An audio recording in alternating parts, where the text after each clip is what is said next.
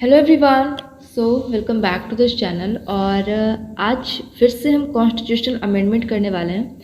कल भी हमने कॉन्स्टिट्यूशनल अमेंडमेंट किया था, जो भी इम्पोर्टेंट था उसको हमने देखा था कल, और उसको हमने कुछ ट्रिक्स से टिप्स के थ्रू, निमोनिक्स के थ्रू याद भी करने की कोशिश की थी। ठीक है। और उससे भी पहले हमने 42nd और 44th अमेंडमेंट कर रखा है, और वो उसको उसको अलग से सिर्फ एक वीडियो में किया था। 42nd और 44th एक वीडियो में, उसको ज़रूर देखना अगर नहीं देखी हो तो, क्योंकि सबसे ज़्यादा क्वेश्चंस वहाँ से बनते हैं। वो मोस्ट इम्पॉर्टेंट है। वी जितना वी लगाना लगा दो वहाँ पे। वी आई इम्पॉर्टेंट है। ठीक है। और ये भी है, ठीक है, वो भी बहुत ज़्यादा है। और भी चलो ठीक है। तो आज हमारा ये पूरा आज ख़त्म हो जाएगा, है ना। आज ख़त्म हो जाएगा। और ठीक है, चलो कल यहाँ तक किया था हमने, 99 कॉन्स्टिट्यूशनल अमेंडमेंट तक किया था। सब समझ में आ गया। कुछ भी डाउट अगर पहले वाले वीडियो से रिलेटेड है तो नीचे ज़रूर कमेंट में पूछ सकते हो। और आज की वीडियो से रिलेटेड भी अगर कोई भी डाउट हो तो नीचे कमेंट के थ्रू आप मुझसे पूछ सकते हो। ठीक है।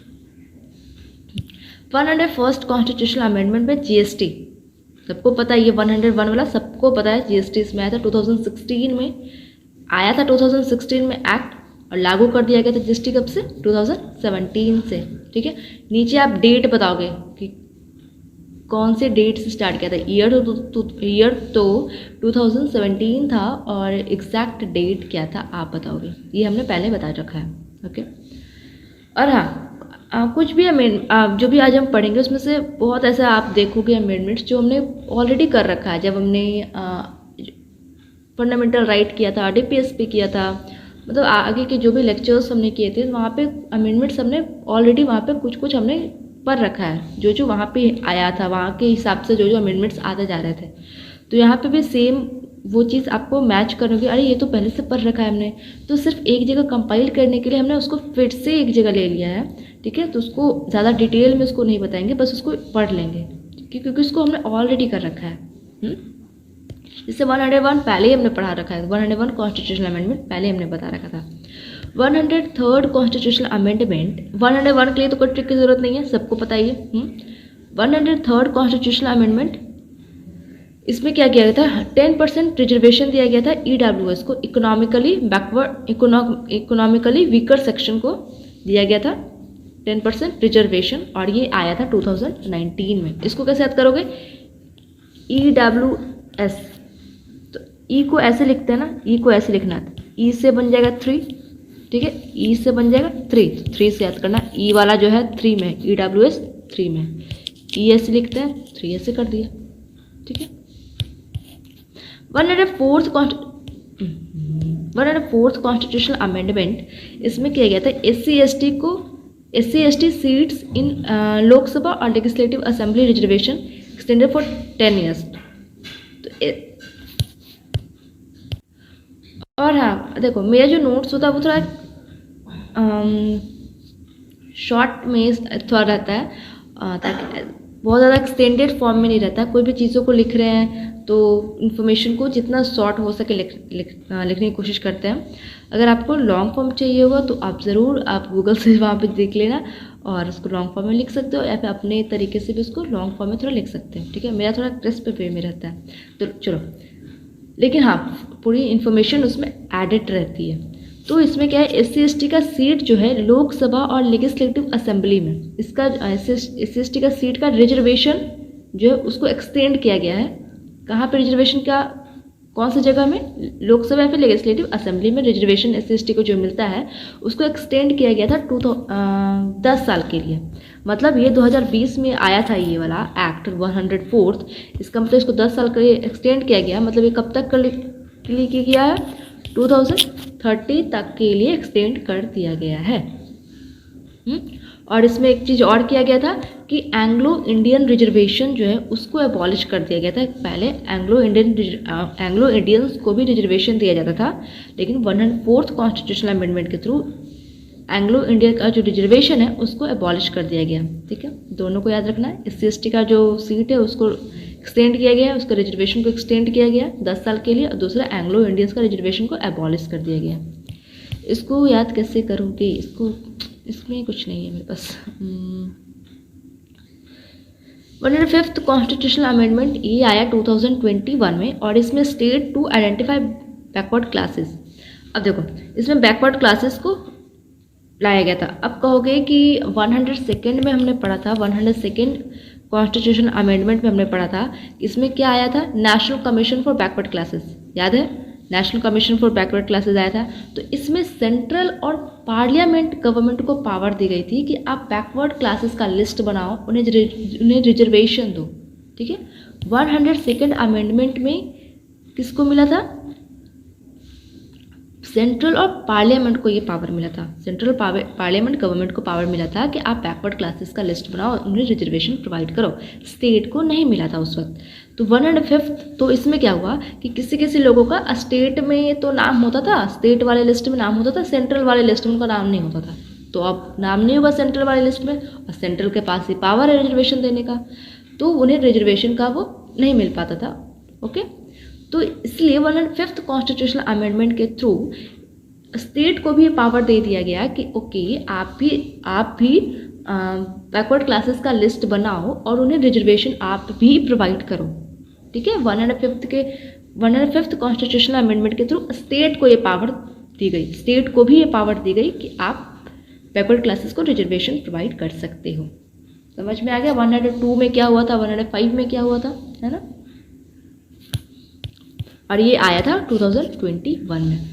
106th कॉन्स्टिट्यूशनल अमेंडमेंट में 33% सीट्स इन लोकसभा या फिर legislative assembly for women, 33% seat का रिजर्वेशन दिया जाएगा वुमेन को लोकसभा और लेजिस्लेटिव असेंबलीज में, ठीक है। और ये आया था 2023 में। इसको कैसे याद कर सकते हो, 33% सीट्स, 3 + 3 6, 106 से कर लेना, ठीक है। 9th और 11th ये दोनों एक साथ याद रखना, 900 करके याद रखना, 900। तो ये 9th कॉन्स्टिट्यूशनल अमेंडमेंट में क्या किया गया था, LBA विथ पाकिस्तान, L से land boundary agreement, land boundary agreement sign किया गया था पाकिस्तान के साथ, 1960 में हुआ था। लुक 1947 में जब हमारा देश आज़ाद हुआ तो उस वक्त अब इंडिया और पाकिस्तान के बीच एक बाउंड्री बनाना है। तो बाउंड्री बनाने का काम किसको किया गया था, किसको दिया गया था, सिरिल रेडक्लिफ को दिया गया था, है ना। तो उस वक्त तो बाउंड्री बन गई थी, हिंदू और मुस्लिम की मेजॉरिटी के बेसिस पे बाउंड्री को बनाना था, तो बन गई। 1948 में क्या हुआ कि पाकिस्तान ने कुछ, अच्छा ठीक है, जब बाउंड्री बनी तो वेस्ट बंगाल का एक रीजन है बेरुबरी, वेस्ट बंगाल में एक जगह है बेरुबरी, वो जगह है हमारे अंडर आ गया, मतलब इंडिया के अंडर, वो इंडिया के लैंड बाउंड्री के अंदर वो जगह को लाया गया था, ठीक है।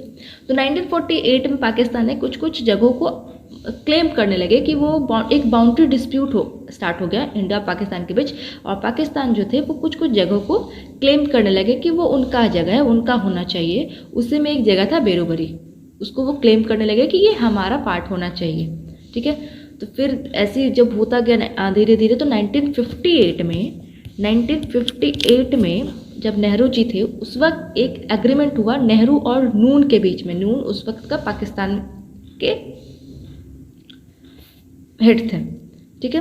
तो दोनों के बीच में एग्रीमेंट हुआ और इसलिए इसको कहते हैं नेहरू नून एग्रीमेंट, हो गया 1958 में। इस एग्रीमेंट के थ्रू फिर उसके बाद भी और भी एग्रीमेंट हुआ, 1959 में भी एग्रीमेंट हुआ। तो इस एग्रीमेंट के थ्रू ये कहा गया था कि ठीक है, इंडिया और पाकिस्तान के बीच में कुछ बाउंड्री का एक्सचेंज होगा, मतलब कुछ बाउंड्री हम पाकिस्तान को देंगे, कुछ बाउंड्री पाकिस्तान हमें देंगे, एक्सचेंज करके जो भी मैटर है उसको सेटल कर दिया जाएगा। और ये जो भी बाउंड्री डिस्प्यूट्स को लेकर प्रॉब्लम थी, ये पंजाब, वेस्ट बंगाल, असम, त्रिपुरा, ये सब जगहों पे थी। तो क्या हुआ कि वेस्ट बंगाल का जो गवर्नर था वो इस बात को नहीं माना कि ये बाउंड्री एक्सचेंज नहीं होगा, नहीं माना वो। तो ये केस गया सुप्रीम कोर्ट, ये केस सुप्रीम कोर्ट में गया इसको ठीक करने के लिए, ठीक है। सुप्रीम कोर्ट ने क्या कहा कि देखो हमारे पास हमारे आर्टिकल 3 में मेंशन्ड है कि हम किसी एरिया को अक्वायर तो कर सकते हैं आर्टिकल 3 के थ्रू, लेकिन हम किसी अपने एरिया को, अपने बाउंड्री को किसी फॉरेन को नहीं दे सकते हैं। ये हमारे आर्टिकल में, ये हमारे कॉन्स्टिट्यूशन में नहीं है कि हम किसी अपने एरिया को, अपने लैंड को किसी फॉरेन देश को दे दें, उन्हें मतलब उन्हें सौंप दे पूरी तरीके से, ये हमारे कॉन्स्टिट्यूशन में नहीं है। इसीलिए फिर कॉन्स्टिट्यूशन अमेंडमेंट करना पड़ा ताकि कुछ रीजन्स को पाकिस्तान को दिया जाए, ठीक है, वो जो क्लेम कर रहा था उसे वो दिया जाए। तो ये अमेंडमेंट किया गया, 9th कॉन्स्टिट्यूशनल अमेंडमेंट किया गया। और पाकिस्तान के और ये इसमें फिर बेरूबरी जो जगह था, बेरूबरी, उसको फिर पाकिस्तान को दे दिया गया, ठीक है। तो ऐसे क्वेश्चंस में आ सकता है कि बेरूबरी यूनियन केस कौन से अमेंडमेंट से रिलेटेड है, तो 9th कॉन्स्टिट्यूशनल अमेंडमेंट से रिलेटेड है। इसमें बेसिकली तुम्हें ये याद रखना है कि इस अमेंडमेंट के थ्रू पाकिस्तान को कुछ रीजन, कुछ लैंड दिया गया था हमारे तरफ से, ठीक है। और सेम 100 कॉन्स्टिट्यूशनल अमेंडमेंट पे हुआ कि कुछ रीजन्स, मतलब रीजन्स दिए गए हैं, फिर लिए गए, एक्सचेंज किए गए रीजन्स को, बाउंड्री को एक्सचेंज किए गए बांग्लादेश के साथ, तो वो 100 कॉन्स्टिट्यूशनल अमेंडमेंट पे। और पाकिस्तान के साथ जब ये बाउंड्री का एक्सचेंज हुआ तो 9th कॉन्स्टिट्यूशनल अमेंडमेंट में हुआ था, ये 1960 और 2015। तो 900 करके याद रखना, पहले पाकिस्तान फिर बांग्लादेश, ठीक है। उतना सब याद नहीं रखना है। 1958 में नेहरू नून एग्रीमेंट हुआ था, फिर ये हुआ था, फिर उतना कुछ याद मत रखना, सिर्फ ये याद रखना बेरूबरी यूनियन केस रिलेटेड है 9th कॉन्स्टिट्यूशनल अमेंडमेंट से, और 9th कॉन्स्टिट्यूशनल अमेंडमेंट से लैंड बाउंड्री एग्रीमेंट पाकिस्तान के साथ हुआ था 1960 में, ठीक है। और 100 वाला में भी वैसे याद रखना, बांग्लादेश के साथ हुआ था 2015 में, हो गया। अब आते हैं 10th कॉन्स्टिट्यूशनल अमेंडमेंट। अब ये बैकवर्ड कैसे चला गया चलो 900 तो याद वैसे हो जाएगा, 900 करके ट्रिक, वही ट्रिक है। 10th कॉन्स्टिट्यूशनल अमेंडमेंट के थ्रू दादर नागर को यूटी बना दिया गया था, ये सब हमने पहले देख रखा है। दादर नागर हवेली को यूटी बना दिया गया था 10th कॉन्स्टिट्यूशनल अमेंडमेंट के थ्रू। इसको ऐसे याद कर सकते हो, दा से दादर, द से 10, द से दादर, 10 दादर, 10 दादर, द, ठीक है। 12th कॉन्स्टिट्यूशनल अमेंडमेंट के थ्रू गोवा और दमन को यूटी बना दिया गया था। अब ये बताओ, गोवा और दमन को यूटी बना दिया गया था। गोवा तो अभी स्टेट है, लेकिन 12th कॉन्स्टिट्यूशनल अमेंडमेंट के थ्रू गोवा को यूटी बनाया गया था। बाद में गोवा को स्टेट बनाया जाएगा, वो आगे हम देखेंगे। तो गोवा और दमन एंड दीव को एज ए यूटी बनाया गया। 12th में ऐसा करोगे 1 2 गो, 1 2 गो, 1 2 गो, ऐसे करता है ना, 1 2 गो, तो 1 2 गो से गोवा, गोवा दमन फिर साथ में कर लेना। 13th कॉन्स्टिट्यूशनल अमेंडमेंट में नागालैंड को एज अ स्टेट बनाया गया, नागालैंड को एज अ स्टेट बनाया गया 13th कॉन्स्टिट्यूशनल अमेंडमेंट के थ्रू।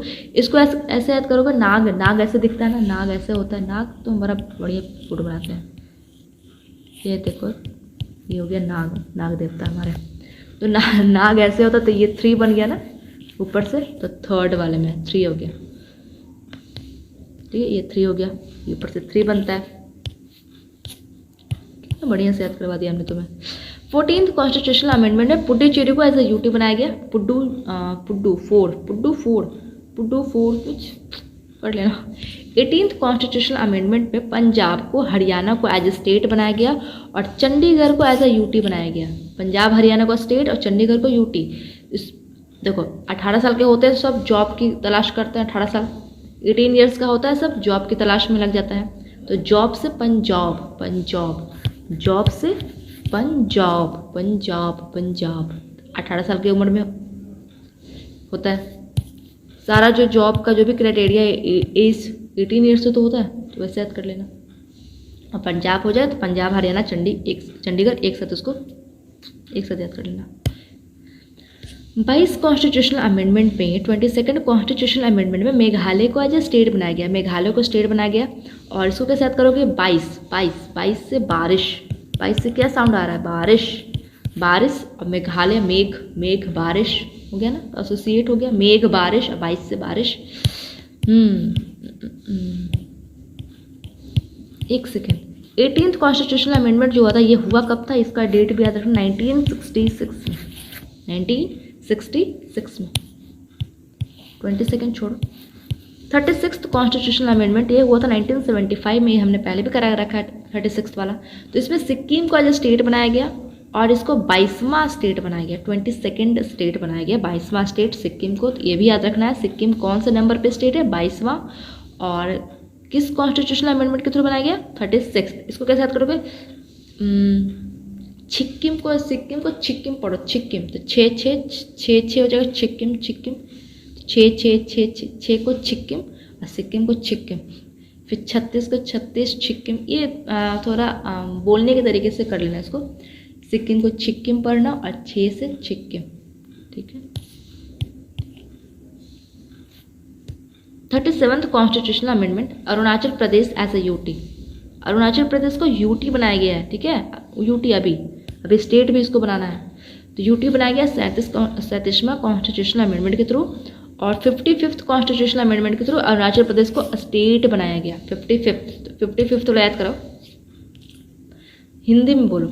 55 में बचपन आ रहा है, बचपन। तो बचपन में क्या था, अरुण जो था अपने माँ की आंचल में सोया करता था, जो भी सोया करता था।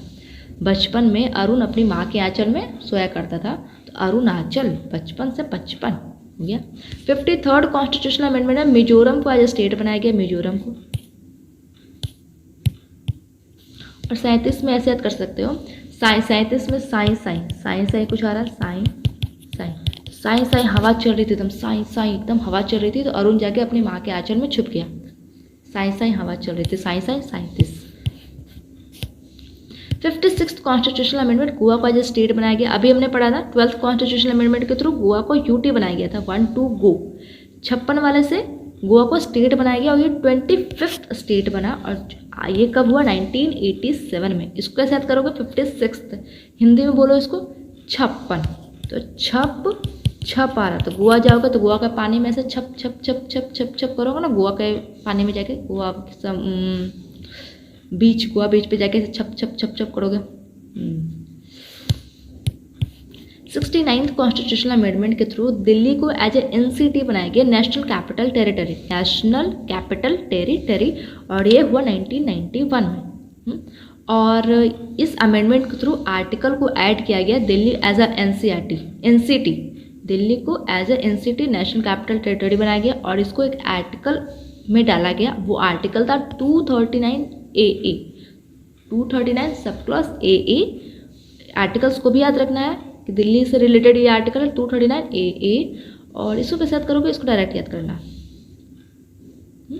इसको डायरेक्ट याद कर लेना कि दिल्ली में एक 6 है, उसका उल्टा 9 है, उल्टा वाला है, 6 9 उल्टा वाला दिल्ली में है।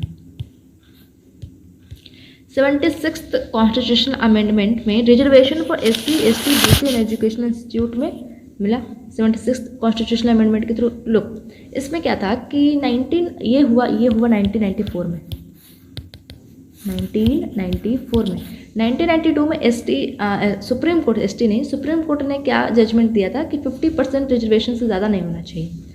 तो फिर लेकिन कुछ स्टेट ऐसे थे जो कि 50% से ज़्यादा रिजर्वेशन देना चाहते थे। वैसे एक स्टेट था तमिलनाडु, वो चाहता था कि 69% रिजर्वेशन मिले SC ST BC को एजुकेशनल इंस्टीट्यूट में। तो 76th कॉन्स्टिट्यूशनल अमेंडमेंट के थ्रू तमिलनाडु को इंक्लूड किया गया इसमें, इन द 9th शेड्यूल में इंक्लूड किया गया तमिलनाडु को। और इससे वो 69% रिजर्वेशन दे सकता है SC को ST को BC को एजुकेशनल इंस्टीट्यूट में, ठीक है। और इस अमेंडमेंट के थ्रू आर्टिकल कौन से आर्टिकल में हुआ था, आर्टिकल 16 का 4B में। ये जो अमेंडमेंट है 76th कॉन्स्टिट्यूशनल अमेंडमेंट, ये आर्टिकल 16 4B से रिलेटेड है, ठीक है। इसमें तुम्हें इसमें आर्टिकल्स याद कर सकते हो, 16 का 4B, इसमें ज़्यादा परेशान नहीं होना। 4B आर्टिकल अगर याद नहीं करना है तो इसमें तमिलनाडु रूट वर्ड लेकर याद करना कि तमिलनाडु इसमें रूट वर्ड है, इसको लेकर याद करना। और SC ST का रिजर्वेशन 69% ऐसे याद कर लेना, क्योंकि ऐसे ऑप्शन में देखोगे तमिलनाडु तो लिखा ही रहेगा, तमिलनाडु से एग्जैक्ट ऐसे ऑप्शन में पहुंच जाओगे कि अच्छा हाँ तमिलनाडु से रिलेटेड है। तो हमने पढ़ा था तमिलनाडु से रिलेटेड 76th वाला, या फिर ईयर भी याद कर सकते हो, 1994 से भी रिलेटेड कर लोगे इसको। 77th कॉन्स्टिट्यूशनल अमेंडमेंट में रिजर्वेशन इन प्रमोशन, अब प्रमोशन में भी रिजर्वेशन देना है ना, तो प्रमोशन में भी रिजर्वेशन देने के लिए SC को STs को BC ये सब को प्रमोशन, ये सबको इधर लिख लेना, ठीक है। बार बार नहीं लिखे हैं SC ST ये सब, वही प्रमोशन रिजर्वेशन किनको मिलता है, SCs को ST को BCs को मिलता है। तो रिजर्वेशन इन प्रमोशन में भी रिजर्वेशन देने के लिए आया था ये कॉन्स्टिट्यूशनल अमेंडमेंट 77th वाला। इसको ऐसे याद करोगे कि अपने दोस्त को बोल रहे हो, देखो भाई हम दोनों साथ साथ एकदम प्रमोट करेंगे, हम लोग साथ साथ प्रमोशन लेंगे एकदम रिजर्वेशन के साथ। अपने दोस्त को क्या कह रहे हो कि भैया देखो हम दोनों ना एकदम साथ साथ प्रमोशन लेंगे, एकदम रिजर्वेशन के थ्रू हम लोग साथ साथ प्रमोशन लेंगे। तो साथ साथ साथ साथ साथ साथ साथ साथ 81st कॉन्स्टिट्यूशनल अमेंडमेंट में बैकलॉग वैकेंसीज हैं। देखो इसको एक एग्जाम्पल के थ्रू समझते हैं। अच्छा ठीक है, बैकलॉग वैकेंसीज के में क्या होता है, ये क्या चीज़ को लीड करता है, कैरी फॉरवर्ड रूल को लीड करता है। इसको एक एग्जाम्पल देखो, मानो कि अभी 2024 खत्म हुआ, 2025 लेते हैं। मानो कि कोई वैकेंसी आया, एसएससी में कोई वैकेंसी आया और उसमें 50 सीट्स जो हैं वो हैं कि सब जो भी है सबके लिए, जनरल वाले के लिए 50 सीट्स, जनरल वालों के 50 सीट्स रिजर्व कर दिया गया है, SC ST इस सब के लिए 50 सीट रिजर्व कर दिया गया है, SC ST वाले को, BCs वाले के लिए, ठीक है 50 सीट्स। तो क्या हुआ कि पूरी सीट नहीं भरी, मानो इसमें जो 50 सीट्स रिजर्व कर दिए गए थे, मानो कि इसमें 40 सीट भर गया, 10 सीट नहीं भरा, 10 सीट वैकेंट रह गया। तो क्या होता था कि ये जो 10 सीट रहता था, तो अब जनरल वो सीट ऐसा नहीं कि वो जनरल वालों के पास चला जाएगा कि चलो 10 सीट तुम्हारा भरा नहीं SC ST वालों का, तो हमें दे दो ये सीट, जनरल वालों के लिए वो सीट दे दो। ऐसा नहीं होता था, वो सीट आगे ट्रांसफ़र हो जाता था। मतलब अगर अगले साल भी ऐसे 100 वैकेंसी आएंगे और जिसमें से 50 अगर जनरल वालों के लिए है और 50 जिसमें 50 अगर SC ST या BCs वाले के लिए रिजर्व है, तो ये जो बच गया, ये जो यहाँ पे जो 10 बच गया वो भी इसमें ऐड होगा। लोग इसको थोड़ा क्लियर करते हैं। 50-50 में किया था 2024 2025, 50 जनरल वालों के लिए 50 रिजर्व है, ठीक है। तो अगली बार भी अगर 100 वैकेंसी आया तो 50 तो जनरल वालों के लिए आ ही गया था, 50 SC ST वालों के लिए। तो यहाँ पे मानो कि 50 सीट था कि इनके लिए रिजर्व है, लेकिन भरा इसमें से 40 ही, 10 वैकेंट रह गया। तो 10 जो था ये अब इनके पास नहीं जाएगा कि चलो वैकेंट है तो तुम ले लो, जनरल वाले तुम ले लो, ऐसा नहीं जाएगा, वो आगे ट्रांसफ़र हो जाता था। इसे वो कहते थे कैरी फॉरवर्ड रूल।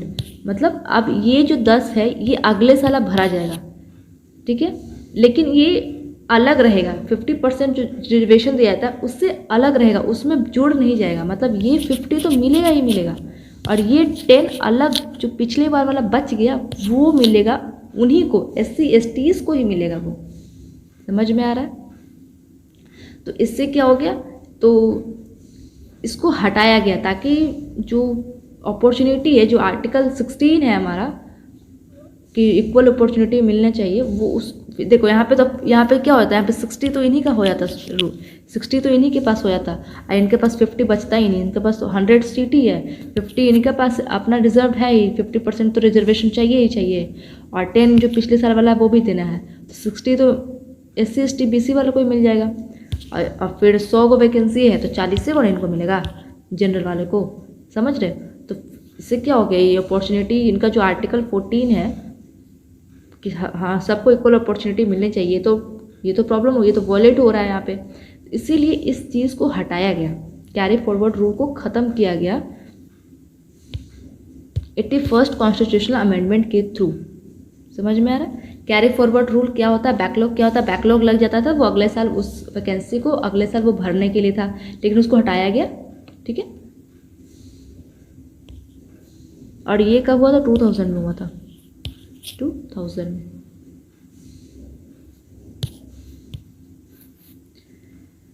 समझ में आ गया होगा, आई होप ये एग्जांपल्स के थ्रू समझ में आ गया होगा कि क्या क्या यहाँ पे हो रहा है, बैकलॉग में क्या हो रहा है, और कैरी फॉरवर्ड रूल यहाँ पे क्या है ये, और इसको क्यों हटाया गया, सब समझ में आ गया होगा। इसको कैसे याद कर सकते हो, 81st को बोलो 81, 81st को हिंदी में क्या बोलते हैं, ओह 81st को क्या बोलते हैं, 81, काशी में काशी आ रहा है। ऐसे सोचो कि जो 10 लोग थे वो एग्ज़ाम देने नहीं गए, वो लोग काशी घूमने चले गए, तो क्या हो गया, वो सीट 10 का वैकेंट हो गया। मतलब जो भी है, जो लोग एग्ज़ाम देने नहीं गए वो काशी घूमने चले गए, और जो रिजर्वेशन वाला जो सीट था वो वैकेंट रह गया। तो काशी से 81, ठीक है। 82nd कॉन्स्टिट्यूशनल अमेंडमेंट में रिलैक्सेशन इन क्वालिफाइंग मार्क्स, ये क्वालिफाइंग मार्क्स में रिलैक्सेशन मिलता है, ये 82nd अमेंडमेंट के थ्रू किया गया था। याद कट ऑफ निकलते हैं ना, SCs का अलग कट ऑफ, OBCs का अलग कट ऑफ, STs का अलग कट ऑफ, वही है कि इतना तो कट ऑफ लाना चाहिए SCs वाले को ताकि वो किसी एग्ज़ाम को पास कर पाए, तो वही कट ऑफ वाला है। क्वालिफाइंग मार्क्स में रिलैक्सेशन मिलेगा, OBCs वाले को इतना परसेंट, SCs वाले को उससे थोड़ा सा कम, जनरल वाले को सबसे ज़्यादा, ऐसा, तो वही है। और इसमें एक तो जॉब लेने के लिए भी है, ऊपर से जो डिपार्टमेंटल एग्ज़ाम्स होते हैं उसमें भी ये कट ऑफ निकलती है, तो उसमें भी ये लागू होगा। ज़्यादा डिटेल में मत चलो, इसको कीवर्ड के थ्रू बस इसको ध्यान रखो। इसको कैसे याद कर सकते हैं? 82nd का तो ये तो ट्रिक नहीं है मेरे पास। चलो पर 93 करते हैं, उसके बाद देखेंगे। 93 कॉन्स्टिट्यूशनल अमेंडमेंट में क्या है? Reservation in all private and government institute में मिलेगा, लेकिन एक्सेप्ट माइनॉरिटी इंस्टीट्यूट में रिजर्वेशन मिलेगा SC STs को, OBCs को, सारे प्राइवेट और गवर्नमेंट इंस्टीट्यूट में, लेकिन माइनॉरिटी इंस्टीट्यूट को छोड़ के। समझ में आ गया? इसको ऐसे याद करो, एक तो मैंने इसको याद कराने का इसको बता दिया, इसको बता दिया, है ना, और मेरे पास एक और तरीका याद करने का जिससे ये सारा याद हो जाएगा, तो आपको जो सही लगता है आप उसको ले लेना। इसमें लो रिजर्वेशन रूट वर्ड लो, इसमें प्रमोशन में पढ़ लो, इसमें लोग लो, लोग, इसमें क्यों लो, क्यों, इसमें रिजर्वेशन। देखो इसको ऐसे एक लाइन है मेरे पास, रिजर्वेशन पढ़ लोग क्यों माइनॉरिटीज़ को ही रिजर्वेशन देते हैं। तुम कीवर्ड आ गया ना, रिजर्वेशन पढ़ लोग, रिजर्वेशन से रिजर्वेशन SC STs BCs वाला कर लेना, रिजर्वेशन पढ़ से प्रमोशन, पढ़ लोग, लोग से बैकलॉग, रिजर्वेशन पढ़ लोग क्यों से क्वालिफाइंग मार्क्स, क्यों माइनॉरिटीज़ को ही रिजर्वेशन देते हैं, तो माइनॉरिटीज़ को ही रिजर्वेशन देते हैं, तो माइनॉरिटीज़ रिजर्वेशन रूट वर्ड आ गया, तो पकड़ में आ जाएगा कि माइनॉरिटी वाला 93rd में था। लेकिन इसके लिए तुम्हें ये याद रखना पड़ेगा कि 76, 77, 81, 82, 93 ये लाइन से तुम्हें याद करना पड़ेगा, तभी ये सेंटेंस काम आएगा। रिजर्वेशन पर लोग क्यों माइनॉरिटीज़ को ही रिजर्वेशन देते हैं, ठीक है। या तो ये कर लो, या फिर इंडिविजुअल से हमने करवाई ये वाला, और ये वाला हमने इंडिविजुअल से कराया, तो इसको भी कर सकते हो। चलो 62nd कॉन्स्टिट्यूशनल अमेंडमेंट, इसमें क्या गया, एक्सटेंड किया गया reservation for SC ST in parliament and state assemblies for 10 years. अभी याद आ रहा है, अभी हमने इस कुछ तो ऐसा पढ़ा है, 104th वाले में पढ़ा था ना कि SC ST का जो सीट है वो लोकसभा और लेजिस्लेटिव असेंबली में जो रिजर्वेशन दिया जाता है उसको एक्सटेंड किया जाएगा 10 साल के लिए, मतलब 2020 में वो किया गया था, तो 2020 से लेकर 2030 तक वो रहेगा। ये तो 2020 में आया था, और एक बार ये आया था 1989 में भी आया था, 62nd में 1989 में आया था, और इसमें भी सेम ही चीज़ है कि 1989 में आया था, तो फिर इसको 10 साल के लिए फिर एक्सटेंड किया गया, सेम ही चीज़ है, बस ईयर का डिफरेंट है, वो 2020 में आया, ये 1989 में आया। 65th कॉन्स्टिट्यूशनल अमेंडमेंट में, हाँ 65th, 89th और 102 ये हमने ऑलरेडी कर रखा है, यहाँ पे सिर्फ पढ़ेंगे। 65th में इसके थ्रू आया था national commission for SC ST आया था 1990 में, ईयर याद रखना, और 89 कॉन्स्टिट्यूशनल अमेंडमेंट के थ्रू SC ST इधर में साथ में है, तो SC ST को साथ इसमें अलग कर दिया गया, ST को अलग कर दिया गया 89 के थ्रू, और 2003 में किया गया ये। आर्टिकल आप मेंशन करोगे कि 65th में कौन सा आर्टिकल है, 89th में ST को अलग करके कौन से आर्टिकल में डाला गया, और 102 वाला में कौन से आर्टिकल में, आर्टिकल्स आप बताओगे। 102nd वाले में नेशनल कमीशन फॉर BCs लाया गया 2018 में, अभी हमने बताया ना। 102nd वाले में लाया गया था national commission for backward classes, लेकिन सेंट्रल और पार्लियामेंट के पास ये पावर थी, लेकिन फिर स्टेट को ये पावर मिली 105th कॉन्स्टिट्यूशनल अमेंडमेंट के थ्रू। अब ये लास्ट में भी और 21st कॉन्स्टिट्यूशनल अमेंडमेंट, इसमें सिंधी जो लैंग्वेज है, सिंधी लैंग्वेज को 15th रीजनल लैंग्वेज इसको घोषित किया गया, इसको बनाया गया सिंधी लैंग्वेज को 15th रीजनल लैंग्वेज, 1967 में ये आया। इसको ऐसे याद करते हो, सिंधी से याद करो सीन, सिंधी से आ रहा है सीन, तो जब सुंदर सुंदर सीन रहते हैं, सिनेरियो, जब सुंदर सुंदर बैकग्राउंड रहता है, सीन रहता है तो हम क्या करते हैं, किस बना के अपने चेहरे को पाउट बना के किस बना के हम फोटो लेते हैं, फोटो क्लिक करते हैं। तो सीन सुंदर रहती है तो हम क्या करते हैं, किस बना के हम फोटो क्लिक करते हैं। तो किस से 21, ठीक है। 71st कॉन्स्टिट्यूशनल अमेंडमेंट में कोंकणी, मणिपुरी और नेपाली को भी फिर ऐड किया गया एज द रीजनल लैंग्वेज में, और ये हुआ 1992 में। कोंकणी, मणिपुरी, नेपाली, इसको ऐसे याद करो, न म क नमक, न से नेपाली, म से मणिपुरी, क से कोंकणी, तो नमक याद कर लेना। और 71st के लिए तो वैसा कोई ट्रिक है नहीं, लेकिन ऐसे करो, एक चुटकी नमक की कीमत तुम क्या जानो एक चुटकी नमक की कीमत तुम क्या जानो, तो 1 से 71 वाला वन तो पकड़ में आ ही जाएगा, 1 से 1 था। अब 92nd वाले में बूडो, डोगरी, मैथिली, संथाली, ये चारों को बनाया गया रीजनल लैंग्वेज। ये 2003 में हुआ, बूडो, डोगरी, मैथिली, संथाली, इसको याद करो BDMS। BDMS बोर्ड मास पढ़ते हो ना, बोर्ड मास, तो बोर्ड मास से BDMS कर लेना, मैथ्स में बोर्ड मास पढ़ा होगा। और इस 92nd कैसे याद करोगे, ये दोनों को जब ऐड करोगे तो 92 आएगा, 112 और 7 2 9, तो ठीक है, ऐसे याद करना। 21 और 71 को ऐड करके 92 आ गया।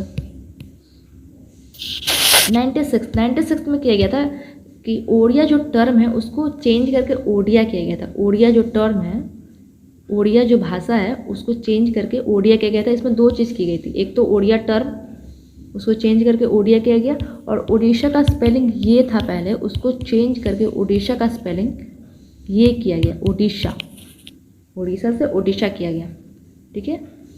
ये दोनों चीज़ किया गया, एक तो स्टेट के नाम में चेंज किया गया और लैंग्वेज में भी ओडिया से ओडिया नाम किया गया उसका 96 में। तो इसको ऐसे याद करोगे, 6 से इसको याद करो कि छी मतलब उड़ीसा उनको नाम छी लग रहा था, अच्छा नहीं लग रहा था, या फिर ओडिया नाम उन्हें छी लग रहा था, अच्छा नहीं लग रहा था, तो उसको नाम चेंज किया, तो 6 से छी, ठीक है। ये हो गई लास्ट। 73rd कॉन्स्टिट्यूशनल अमेंडमेंट हमने पहले ऑलरेडी कर रखा है, इसमें पंचायत को लाया गया, और ये आर्टिकल कौन से आर्टिकल में, 243A से लेकर 243O तक का ये आर्टिकल है, सबको पता है, हमने सबसे पहले PCR ही किया था। और ये 73rd कॉन्स्टिट्यूशनल अमेंडमेंट के थ्रू आया। पंचायत कैसे याद करोगे, 73 पंचायत ऐसे याद करो कि मूवीज़ वगैरह में देखे होंगे कि ऐसे कुछ प्रॉब्लम होती है, कुछ डिस्प्यूट होता है, तो बोलते हैं ना चलो पंच बैठाते हैं, तो बहुत कुछ तितर बितर हो जाता है। तितर बितर मतलब कुछ प्रॉब्लम, कुछ डिस्प्यूट, तितर बितर, तितर से 73, तितर से 73, तितर बितर, अरे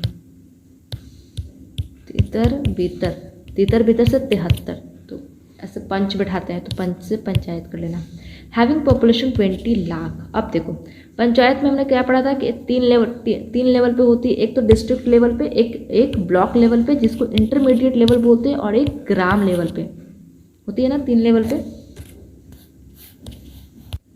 ग्राम लेवल पे मतलब विलेज लेवल पे, तो डिस्ट्रिक्ट लेवल पे, ब्लॉक लेवल पे जिसको इंटरमीडिएट बोलते हैं, और एक विलेज लेवल पे, ठीक है।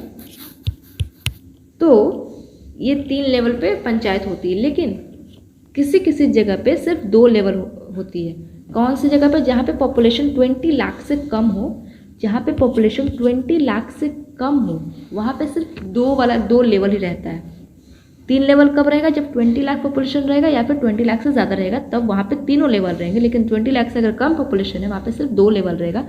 और कौन सा लेवल हटेगा, ये बीच वाला ब्लॉक या फिर इंटरमीडिएट लेवल, इसको हटा के सिर्फ डिस्ट्रिक्ट लेवल और विलेज लेवल ही रहेगा वहाँ पे, जहाँ पे पॉपुलेशन 20 लाख से कम हो। समझ में आ गया। 74th कॉन्स्टिट्यूशनल अमेंडमेंट में म्यूनिसिपैलिटी को लाया गया, म्यूनिसिपैलिटी को ऐड किया गया 1992 में। और 97th कॉन्स्टिट्यूशनल अमेंडमेंट के थ्रू में कोऑपरेटिव सोसाइटीज़ को कॉन्स्टिट्यूशनल स्टेटस मिला, कोऑपरेटिव सोसाइटीज़ को ऐड किया गया, कॉन्स्टिट्यूशनल स्टेटस मिला। और इसमें मेनली 2 चीज़ें याद रखना इसमें, एक तो फिर कोऑपरेटिव सोसाइटी को कॉन्स्टिट्यूशनल अमेंडमेंट मिला, तो इसको DPSP पे भी ऐड किया गया है, और फंडामेंटल राइट में भी ऐड किया गया है। तो फंडामेंटल राइट में कौन से आर्टिकल में ऐड किया गया है, 19 का C, याद आ रहा है, हमने सब कर रखा है। और DPSP में कौन से आर्टिकल में ऐड किया गया इसको, आर्टिकल 43 का बी में ये ऐड किया गया था कोऑपरेटिव सोसाइटीज़, फंडामेंटल राइट में आर्टिकल 19 के सी में ऐड किया गया था कोऑपरेटिव सोसाइटीज़। ठीक है, और ये कौन सा अमेंडमेंट के थ्रू हुआ? 97th अमेंडमेंट के थ्रू हुआ 2011 में। इसको ऐसे याद करोगे, कोऑपरेटिव सोसाइटी, सोसाइटीज़ लिख लेना अपने नोट्स में, सोसाइटीज़ लिख लेना। ठीक है, तो को से नो, को से यहाँ पे को से नो लो, को से नो, और नो से आगे नो, को से नो नो नो नो, जो भी को से नो, को नो, और सोसाइटीज़ में स से सात, तो नो से नो और सात, नौ सात। ठीक है, हो गया, इसको तो हेल्प हो ही जाएगा। ठीक है, 73rd और 74th ऐसे याद करोगे। 73rd तो हमने तितर बितर से याद करवा दिया, तो 73 तितर बितर होता तो पंच बैठती तो पंचायत, और उसकी जस्ट बाद म्यूनिसपैलिटी है, तो वैसे याद कर लेना। तो इतना तो हो गया, अमेंडमेंट्स हम तो पढ़ लिया। हाँ, एक चीज़ और बताते हैं, अमेंडमेंट और बहुत लोग ऐसा होता है कि बिल और अमेंडमेंट में अंतर क्या होता है। बिल और एक्ट में, सॉरी, बिल और एक्ट में अंतर क्या? अमेंडमेंट तो अमेंडमेंट होता है, संशोधन उसको कहते हैं। बिल और एक्ट में अंतर क्या होता है? तो कोई भी चीज़, कोई भी बिल को प्रेजेंट किया जाता है, वो लोकसभा में, राज्यसभा में उसको प्रेजेंट किया जाएगा, दोनों हाउस से वो पास होगा। अगर लोकसभा से स्टार्ट किया गया तो राज्यसभा में जाएगा, अगर राज्यसभा स्टार्ट किया गया, राज्यसभा से स्टार्ट किया गया तो वो उसके बाद लोकसभा में जाएगा। ठीक है, दोनों हाउस से होने के बाद अब उस पर प्रेसिडेंट जी साइन करेंगे।